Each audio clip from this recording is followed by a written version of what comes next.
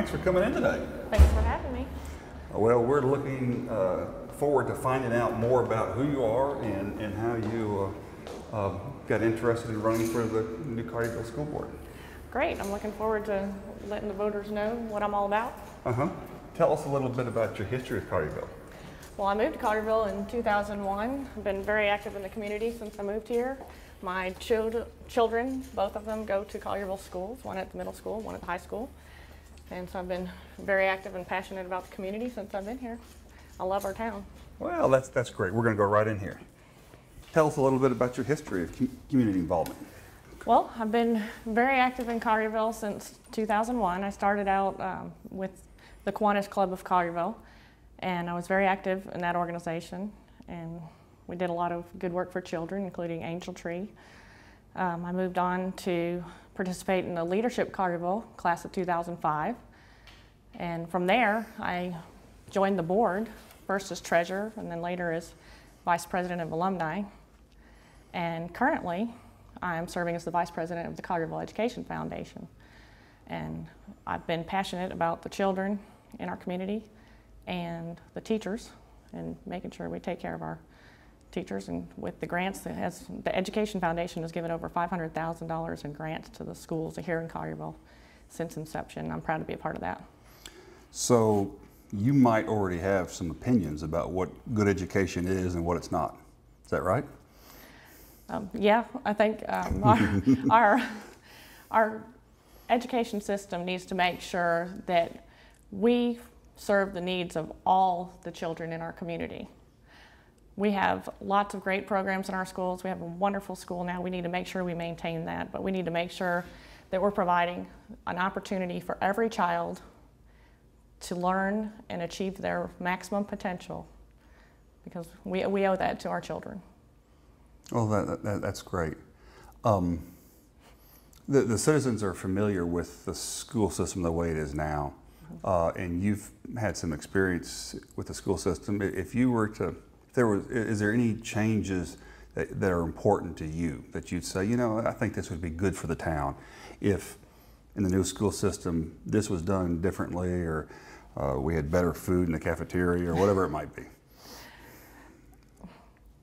My goal as a school board member is, first we need to focus on making sure we maintain the level of service that we're currently providing. I don't think when we start out we need to make any sweeping changes in our system. We have great schools, so we need to make sure before we make too many big changes that we have a solid foundation. We hire the best superintendent we can. We get our teachers, our best and brightest teachers, because without them, we don't have a solid foundation, and they are what makes our schools so great.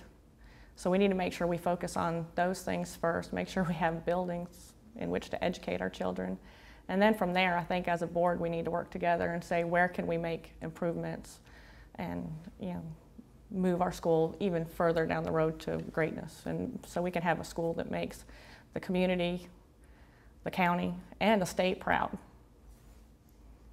So how did you get started with this idea about running for the school board, and what did your husband or friends say when you brought it up to them for the first day? Did they, or what was their reaction? That's a very good question. Well, I've never had any desire to run for a political office. It's not something that was on my list of things to do. But as you know, most of the people in our community are, we're very concerned about what's going to happen with our schools, and are we going to maintain the quality of education. And the schools are what draw many people to Collierville. And the schools and our hometown atmosphere, that's what defines us as a community. So, you know, talking to people, I heard a lot of people saying, why would you get involved in this mess? You know, why would anyone want to get involved in this mess? And I asked myself, why wouldn't we? Somebody needs to stand up for our children. So I talked to my daughters and told them, you know, it's going to be a big time commitment. Mm-hmm. And I asked them how they'd feel, you know, if I missed some of their games, because they're very active in the community. We stay busy a lot. And they said, Mom, this is our future. Somebody better stand up for us. Somebody needs to, look out for our future. And they said, you have to do this. And with my experience, I think I can be a strong member of the team and make a difference and make sure we keep our schools great. So on the school board's going to have to face an enormous number of issues.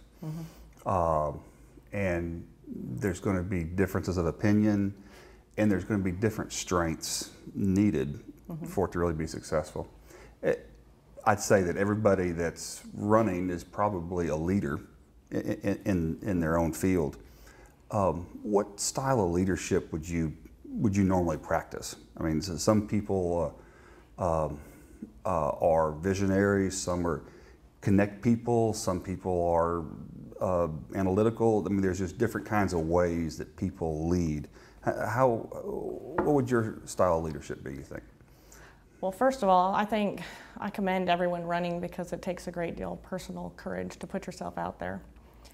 But as far as my leadership style, I'm an analytical person. As a CPA, a bean counter, I'm a numbers girl, so I like to delve in and do the research and get the facts together and then present my position based on facts. I try and keep personal feelings out of it.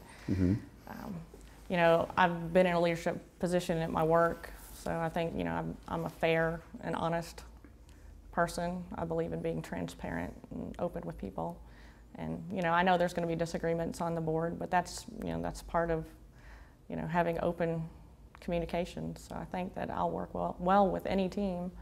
I've proven that in my work, and so I'd say mostly an analytical type person. And so an analytical person on the school board, how would they use that energy, that style? They're looking for what somebody else doesn't see, or how would you describe it? Well, a big role of the school board, past hiring a superintendent, is to make sure that we have a manageable budget and being fiscally responsible. And there's going to be a great deal of issues related to finance and accounting type nature. We're going to have an audit as part of a new municipality. They have an audit of the Shelby County system. We'll need an audit committee. Well, that's what I do. So I certainly would be a good resource there. I know at the candidate forum, they discussed that finance was the primary focus of the training that we have to go through. So I know it's a huge role. So I think that having someone with that background is going to be critical on the school board, and I'm the only CPA running. So.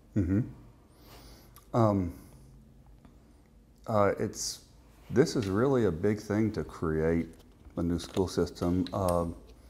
How much time do you think a board member is going to spend in the average week, and how does that work in with your schedule? Well, the time commitment is going to be significant, especially in the beginning. Probably it could be 20 hours a week, maybe even more, I don't know. But as a CPA, I'm certainly not unaccustomed to long hours or unusual hours. My father was a township supervisor for our town growing up, which is the equivalent of a mayor of a smaller town. And so I know how much time he spent in his role in an elected office. And I know, the implications on the family. That's why I sat down and talked with my children and my husband about what this meant. And I have their full support. Then, like I mentioned, as a CPA, I'm certainly not adverse to working long hours. I've been doing that now, campaigning. I think that's probably one of the hardest things I've ever done. But I also went to my employers, and I have the most wonderful bosses because they know my passion for education and my commitment to Collierville, and they're willing to give me whatever time I need to make sure our school system is a success. So in your campaigning, what's been the reaction from people? And if you don't mind giving us a little entertainment, what's the dumbest thing you've heard from somebody? Is there anything? Well, I've had a lot of support. I can't say I've heard any really dumb things. I mean, I know that there's some misunderstandings out there about what's involved in the school board. I think they think the school board might have a little more say in hiring teachers or things of that nature, and the school board doesn't hire teachers. They hire a superintendent. Superintendent hires teachers. But you know, so I think there's some misconceptions out there of what the role of the school board is. And really, the school board manages a very large company, is what the role of the school board is. We set a chart a course for our schools, and then we hire a great superintendent to keep us on course. And you know, I think that's the hiring the superintendent. That's going to be a difficult decision. I'm assuming that there'll be 3 or 4 finalists, and they're all going to be well educated. They're all going to have some experience. What would define a difference for you, or what would cause one to stand out more than the others? Anything in particular? Well, I think when you're looking at a superintendent, obviously we need the experience, like you said. We need somebody who's going to communicate well, be respectful of the board, the teachers, parents, and the students. Somebody who has a vision for the future of Collierville schools that's consistent with the vision of the town. We need somebody who's innovative, because we don't want to just stay as we are long term. We want to get our school established, similar to what we have now, and then move it forward. So we need someone who's going to be able to have a vision and help us, take it to the next level. So, we need to find somebody who's going to have the same ideals, and they need to be honest, have integrity, and be transparent. We need to be able to work together. Let's say you're shopping in town and a citizen comes up to you and says, "I voted for you, and my daughter Sally just hates her 4th grade teacher and is having a problem." What do you do in a situation like that? Well, the role of the board isn't to interfere in the actual day-to-day operations of the schools, so I'd have to refer them probably to the superintendent so that they could properly handle the issue. You spoke about the superintendent having the same vision as the town. What might be how would you describe the vision of the town, you think, for the school system? And I know it's not been publicly discussed or articulated necessarily, but well, I think no school board member acts alone. So it's something, when the new school board gets elected, we're going to have to sit down and talk through,